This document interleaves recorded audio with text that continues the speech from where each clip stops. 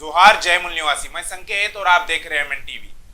2 दिन पहले यानी 7 जुलाई को शाम 6-7 बजे के आसपास मुंबई में, जहां पर बाबा साहब अंबेडकर का घर है राजगृह, वहां पर कुछ लोग, अज्ञात लोगों ने हमला कर दिया और उसको नुकसान पहुंचाने का काम किया। ये बहुत ही निंदनीय घटना सामने आई है और सोशल मीडिया पर लगातार इसका निषेध किया जा रहा है। अलग अलग हैशटैग चल रहे, ट्रेंड कराए जा रहे हैं कि बहुजन समाज की विरासत को नुकसान पहुंचाने का ये जो काम है, ये ब्राह्मणवादी मनुवादी जो व्यवस्था है, ब्राह्मणवादी जो लोग हैं उनके द्वारा ही किया जा रहा है और उनको एक्सपोज करने का काम सोशल मीडिया पर लोगों द्वारा हो रहा है।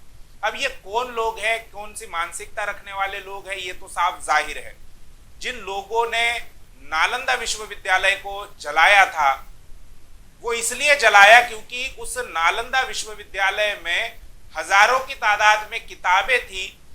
लोगों को ज्ञान देने का काम उस विश्वविद्यालय से हो रहा था, लोगों को जानकार बनाने का काम हो रहा था, लोगों को तर्कशील बनाने का काम हो रहा था। और यही बात ब्राह्मणी व्यवस्था को सहन नहीं हुई और उन्होंने उस नालंदा को, उस विश्वविद्यालय को जला दिया, उसको तहस नहस कर दिया। वही मानसिकता रखने वाले लोगों ने बाबा साहब डॉक्टर अंबेडकर के राजगृह पर भी हमला कर दिया है, क्योंकि आप सभी को पता है कि राजगृह बाबा साहब अंबेडकर ने खास तौर पर किताबों के लिए बनाया हुआ घर है। पूरी एक मंजिल जो है उन्होंने किताबों के लिए रखी। वहां पर उनकी आज भी लाइब्रेरी है। आज भी अगर कोई व्यक्ति मुंबई में जाता है तो वो राजगृह को जरूर भेंट देता है, राजगृह को जरूर देखता है, उस लाइब्रेरी को जरूर देखता है, जहां पर बाबा साहब की हजारों किताबें, जो बाबा साहब अंबेडकर ने देश विदेश घूमकर अलग अलग जगहों से जो किताबें इकट्ठा की, उसका अध्ययन किया, वो सारी किताबें वहां पर रखी हुई है, आज भी रखी हुई है।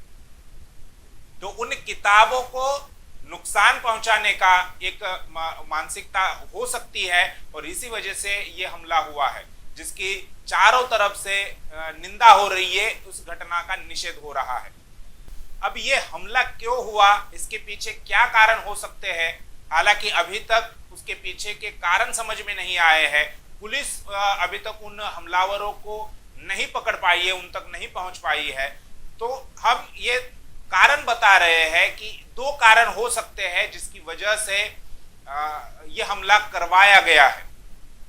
सबसे पहला कारण ये हो सकता है कि साकेत बचाओ विरासत बचाओ, ये जो अभियान देश भर में चल रहा है और बहुजन समाज के लोग जिस प्रकार से इस अभियान में जुड़ गए हैं, समर्थन दे रहे हैं, अपनी विरासत बचाने के लिए आंदोलित हो रहे हैं, अपनी बात रख रहे हैं, सोशल मीडिया के जरिए हो, धरना प्रदर्शन के जरिए हो, ज्ञापन देने का मामला हो, राष्ट्रपति के नाम से ज्ञापन भी दिया गया है, धरना प्रदर्शन भी किया गया है।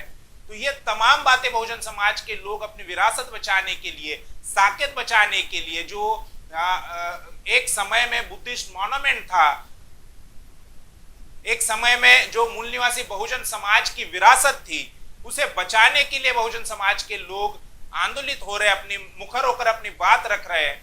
तो इस मुद्दे से लोगों का ध्यान हटाने के लिए ये किया है, ऐसा हमारा कहना है, क्योंकि ये अभियान जो है वो ब्राह्मणी व्यवस्था को चुनौती देने वाला अभियान है। ये अभियान मूल निवासी बहुजन समाज के प्रेरणादायी इतिहास को उजागर करने वाला अभियान है और ये अभियान अपनी विरासत, बहुजन समाज की जो विरासत है, उसे बचाने वाला अभियान है। तो इस अभियान से लोगों का ध्यान हटाने के लिए कोई भावनिक मुद्दा खड़ा किया जाना चाहिए, ऐसा ब्राह्मणी व्यवस्था को लगा और इस वजह से उन्होंने ये हमला करवाया है, ऐसा हमारा कहना है, हमारा ऐसा मानना है। इसमें दूसरा कारण महत्वपूर्ण है। पिछले 3-4 महीने से महाराष्ट्र के जो तथाकथित अंबेडकरवादी नेता जो कहे जाते हैं, खुद को अंबेडकरवादी कहते हैं, अंबेडकरवादी पार्टियां जो अपने आप को कहती है, वे पिछले 3-4 महीने से पूरी तरह से चुप है, यानी पूरी तरह से मरी हुई है। सारे नेता, मैं किसी का एक नेता का नाम नहीं लेना चाहता, लेकिन महाराष्ट्र में जितने भी तथाकथित अंबेडकरवादी नेता है, वे सारे के सारे जैसे मानो मर चुके हैं।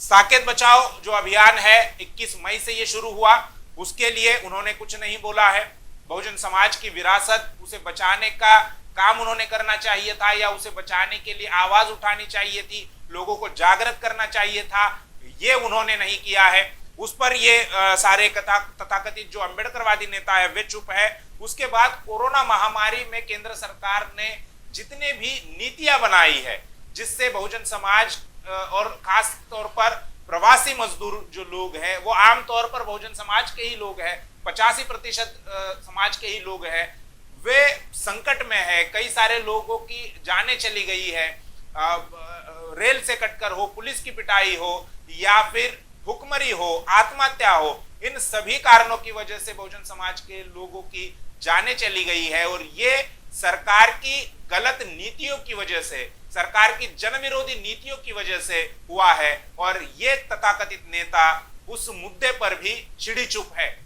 कुछ उन्होंने 3-4 महीने में नहीं बोला है। उसके बाद लॉकडाउन की आड़ में बहुजन समाज को मारने का, जैसे मैंने बताया कि बहुजन समाज को मारने की एक साजिश उन्होंने केंद्र सरकार ने की, उसके बारे में भी ये नेता कुछ नहीं बोल रहे। उसके बाद लॉकडाउन का सहारा लेकर सरकारी जो संपत्ति है, जनता की जो संपत्ति है, उसे बेचने का काम लगातार चल रहा है। लॉकडाउन की आड़ में ही ये हो रहा है। अभी आपको पता होगा कि रेल का निजीकरण 151 जो ट्रेनें हैं वो निजी हाथों में बेचने का काम सरकार कर रही है, उसकी नीलामी सरकार करेगी। पहले 151 ट्रेन बेचेगी और उसके बाद पूरी रेल सुविधा जो है, पूरा रेल इंडस्ट्री जो है वो सरकार जो है पूंजीपतियों को बेच सकती है।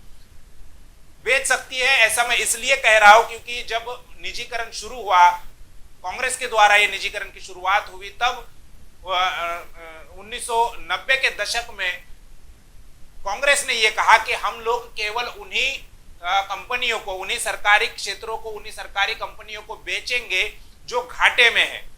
और जनता ने इसको स्वीकृति दी, जनता ने इसको मान्यता दी कि चलो घाटे में जो है उसी को बेच रहे, जो फायदे में है उसको नहीं बेच रहे। लेकिन धीरे धीरे जैसे ही जनता की निजीकरण के लिए समर्थन मिला, वैसे ही उन्होंने धीरे धीरे जनता को अंधेरे में रखकर, जनता को गुमराह कर धीरे धीरे सरकारी कंपनियों को बेचने का काम, जो घाटे में चल रही थी उसको तो बेचा ही बेचा, लेकिन जो फायदे में कंपनियां चल रही थी उसको भी बेचने का काम कांग्रेस की सरकार ने किया। और उसी कांग्रेस की नक्शे कदम पर बीजेपी सरकार काम कर रही है और सरकारी जो संपत्ति है, जनता की जो संपत्ति है, उसे बेचने का काम इस लॉकडाउन की आड़ में, फिर वो कोल माइन हो या फिर रेलवे हो, और ये सारी जो सरकारी संपत्ति, जनता की संपत्ति बेची जा रही है, खुलेआम बेची जा रही है।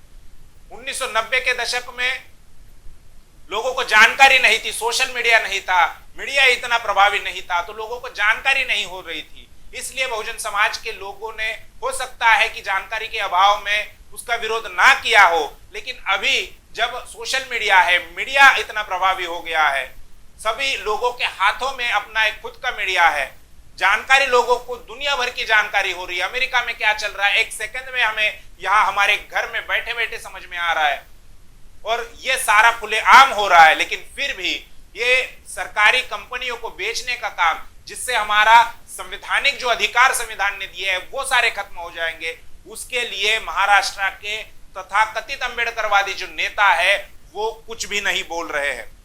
आरक्षण समाप्त किया जा रहा है।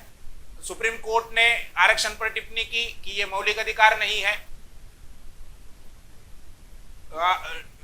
नीट यानी जो एंट्रेंस एग्जाम है उसमें ओबीसी के आरक्षण का मुद्दा है, इस पर ये नेता चुप है। यानी सरेआम आरक्षण जो है समाप्त हो रहा है, खुलेआम संवैधानिक अधिकार समाप्त हो रहे हैं। लेकिन फिर भी महाराष्ट्र के जो तथाकथित अम्बेडकरवादी नेता है, जो खुद को अम्बेडकरवादी कहते हैं, जो खुद को बहुजनवादी कहते हैं, जिनका नाम बहुजन इस जिन पार्टियों का नाम बहुजन इस शब्द से शुरू होता है, लेकिन उसको बहुजन समाज की किसी प्रकार की कोई चिंता नहीं है, और वे पूरी तरह से पिछले 3-4 महीने से मानो जैसे मरे हुए हैं। तो उन्हें जिंदा करने के लिए उनके हाथ में झुंझुना दिया जाना चाहिए।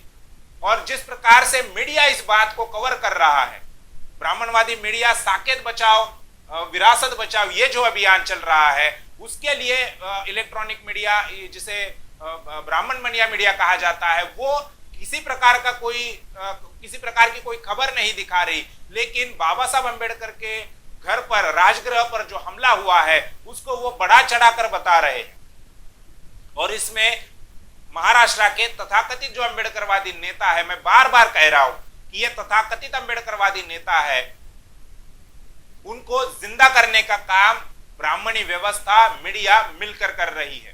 तो ये दो बड़े कारण हमें लग रहा है कि ये इस हमले के पीछे हो सकते हैं। इसके अलावा भी आपके पास अगर कोई जानकारी है तो वो हमें जरूर बता दीजिए।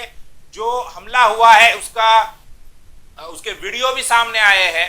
वो जो दो लोग गेट के अंदर आते हैं, गमलों को नीचे गिराते हैं, उसके अंदर जो पौधे लगे हैं उसको बाहर निकालते हैं, और वो पूरा जो काम है वो पूरे इत्मीनान से करते हैं।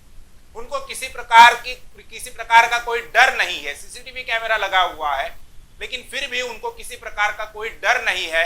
पूरे शिद्दत से यानी पूरा समय लेकर पूरे इत्मीनान से वो काम कर रहे हैं।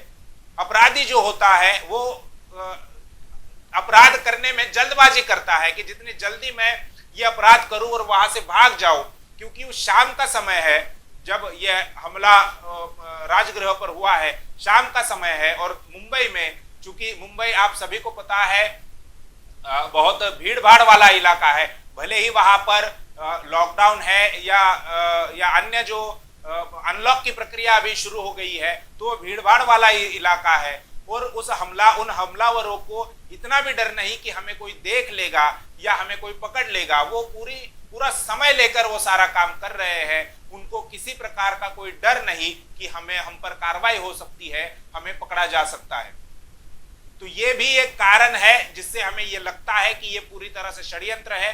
साकेत बचाओ विरासत बचाओ इस अभियान से लोगों का ध्यान हटाने के लिए और महाराष्ट्र के जो तथाकथित अंबेडकरवादी नेता जो पिछले 3-4 महीने से मरे हुए हैं, उनको जिंदा करने के लिए उनके हाथ में झुंझुना दिया जाना चाहिए, ये सोच रखकर ये हमला किया हुआ है, ऐसा हमारा कहना है। आपके पास इसके अलावा भी अगर कोई जानकारी है तो वो हमें कमेंट बॉक्स में जरूर लिखकर बताइए।